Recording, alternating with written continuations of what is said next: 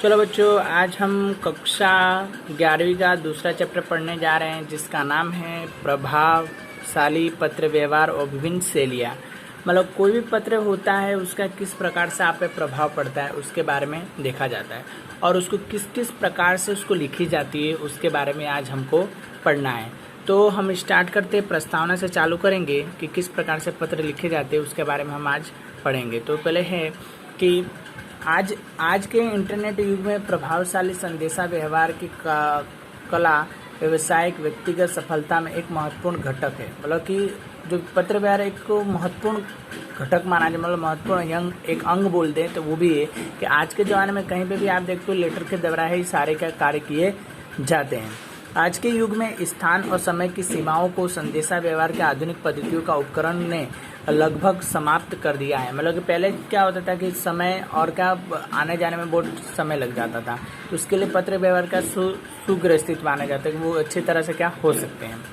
समाज के प्रत्येक वर्ग को एक दूसरे के साथ सतत संपर्क में रहने हेतु संदेशा व्यवहार की विविध पद्धतियों की खोज करता गया एवं उसके अपनाता गया। मतलब कि उसके विविध जितने भी खोजे थी वो सारी खोजें करता गया और उनके जितने भी क्या उनको अपना करके उसको उपयोग में लेने लगा।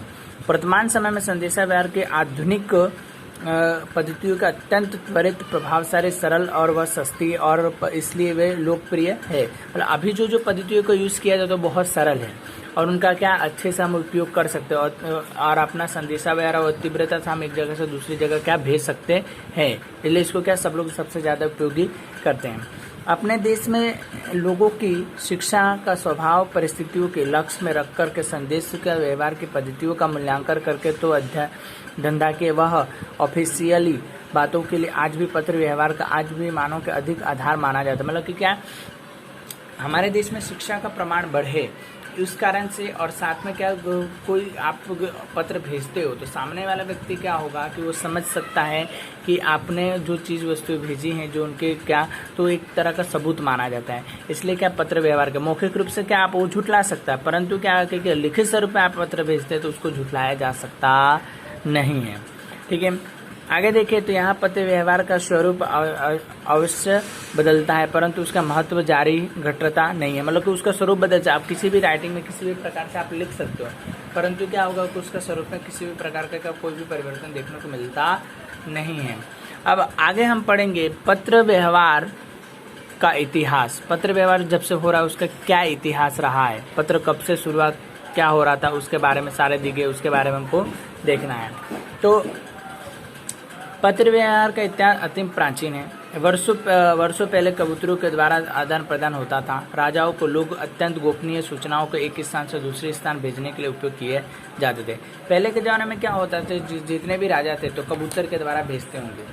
अपने पिक्चरों में मूवी में आपने देखा ही होगा। ठीक है, मूवी के अंदर आपने देखा सलमान खान की मूवी है, आपने उसके अंदर देखा होगा तो वाइट कबूतर के द्वारा क्या होता है एक जगह से दूसरी जगह का संदेश भेजने के लिए किया जाता है। इसलिए आप ट्विटर जानते हो तो ट्विटर में जो सिंबल है उसका कबूतर का वाइट कलर का कबूतर का सिंबल दिया गया है। वाइट कलर के जो कबूतर होते हैं उनके क्या शांति का प्रतीक माना जाता है, इसलिए उनके क्या सिंबल भी से वाइट कलर का दिया जाता है। सूचनाएं वृक्ष के पत्तों पर, कपड़ों पे, तत्पश्चात कागज के टुकड़ों पे लिखे जाते। पहले क्या पत्ते आते, ताड़ के पत्ते आते उसके ऊपर लिखे जाते थे। फिर उसके जो कपड़े आते थे, रेशम के जो कपड़े आते थे, रेशम के रोल का कैसे होता है, फिर उसके बाद कागज पे लिखे जाने लगे। भारत में विश्व राज के समय संदेशा व्यवहार एवं पत्र व्यवहार का योजनाबद्ध और सुगठित स्वरूप में दिया गया। मतलब कि उसके योजनाबद्ध रहा, योजना के अनुसार जो भी काम किए जाते थे।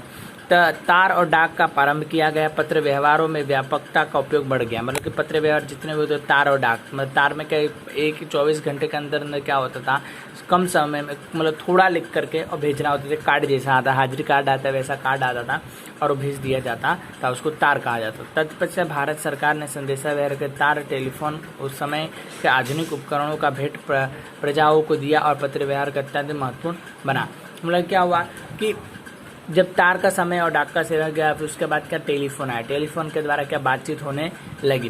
पोस्ट कार्ड, अंतरदर्शी पत्र, लिफाफे जैसे बहुत से सरल किफ़ायती माध्यम लोगों के अत्यंत लोकप्रिय रहा।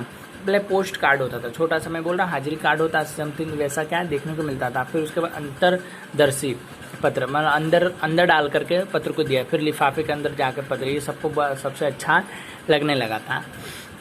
फिर उसके बाद आप देखें पत्र व्यवहारों के अत्यंत त्वरित बनाने हेतु पोस्टल के विभागों को स्पीड पोस्ट जैसे आधुनिक सेवाओं को प्रारंभ किया था। मतलब आधुनिक जितनी भी सेवाएं थी उसको क्या प्रारंभ की गई। जनता के शैक्षणिक सामाजिक या पत्र व्यवहारों के कारण पत्रों की संख्या बढ़ती गई, जिस कारण से अड़तिया के रूप में पत्र व्यवहार का आदान प्रदान की निजी पद्धतियों का आरंभ किया। मतलब अड़तिया गुजराती शब्द एक तरह का, कुरियर चाहे धावन बोला जाए, शुद्ध हिंदी में धावन बोले जाते हैं। तो ये लोग क्या करते थे, एक जगह से दूसरी जगह का सूचना का आदान प्रदान करने के लिए इसका क्या उपयोग किया जाता था। ठीक है, आगे देखें तो इंटरनेट के आगमन के पश्चात ईमेल में जैसे पत्र व्यवहार के अत्यंत आधुनिक सुविधाओं का सेवाओं का प्रारंभ किया गया। जो आधुनिक सेवा थी, अभी के इंटरनेट में आप देखो इंस्टाग्राम, फेसबुक, ट्विटर, व्हाट्सअप, अनेकों प्रकार की क्या सेवाएं चालू हो गई, जिसके अंदर क्या इस प्रकार के देखने को मिलते रहते हैं। ठीक है, कल हम पढ़ेंगे पत्र व्यवहार की लाक्षणिकता के बारे में।